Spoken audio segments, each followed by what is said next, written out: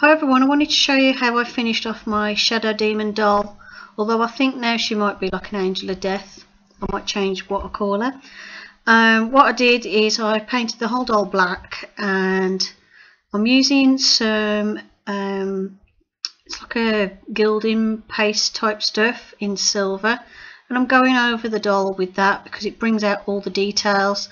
This used to be a Cleo de Nile doll, so half of it's got that sort of bandage texture on her body and then on her one leg, and I kind of like the texture when it showed through, so I kept it. So all I'm doing is using the gilding wax stuff and going over the doll. The doll's been previously completely painted in acrylic paint and 2 layers of a varnish. It's supposed to be matte varnish, but it still seems quite shiny to me, but never mind. And as you can see in the back, between the 2 shoulders, I've created a small hole in the back. That's to fit the wings on.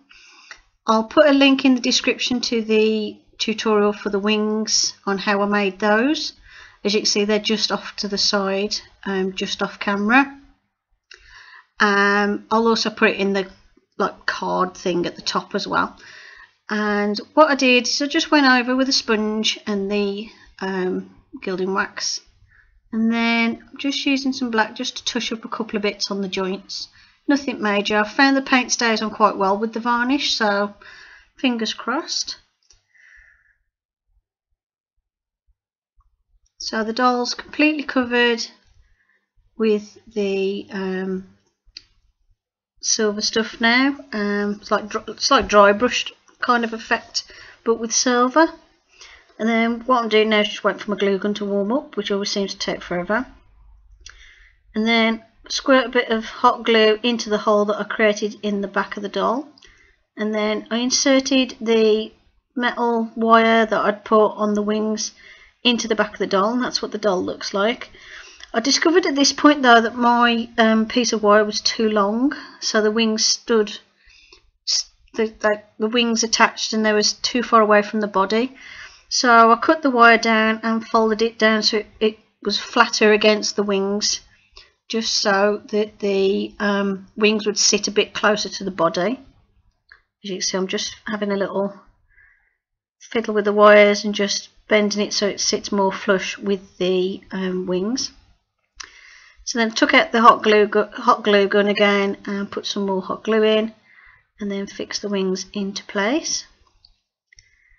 Now at this stage the wings were a bit wobbly, so I put a bit of glue top and bottom, so there's like a little square of glue that holds the wings next to the body. And all I had to do was just hold the wings into position until the glue started to set. So that's why I've just got my finger on it, because at the minute, as you can see, the wings are a bit wobbly. I'm just holding the doll upside down to stop the glue dripping down her back.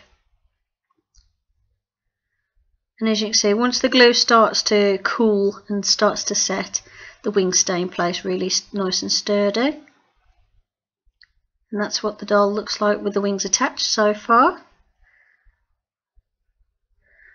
Then at this stage I decided that she wasn't quite finished and needed something else apart from hair.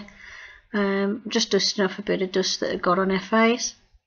So what I did is I took a doll stand. This is just a cheap doll stand that I got in a pack from Amazon, and I glued it to the base with the hot glue. Then covered the entire base with hot glue to add texture to it, so it looks like she's sort of standing on rocks or earth, or just the ground.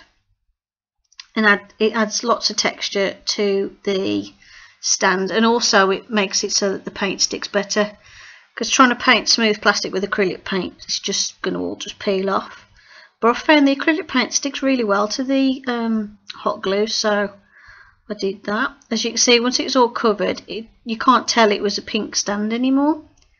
Then what I'm doing is sponging on some layers of brown paint in different shades and green, just to make it look a bit more earth toned, a bit more earthy like, to make it look like it's like a piece of nature she's standing on as opposed to a piece of plastic. And I kind of left the middle a bit more black, as if as if to suggest that wherever she treads, it all turns black and gooey and stuff. So it's like, as she's the angel of death, anything she touches dies. So what I've done is the green and the brown that I used for the base, I didn't put by her feet. I left a gap. And once I added some hair, which I used some felting wool to make, this is what she looked like. So that's the Angel of Death demon doll finished. Hope you enjoyed the video. Thank you for watching, and I'll see you in the next one. Bye for now.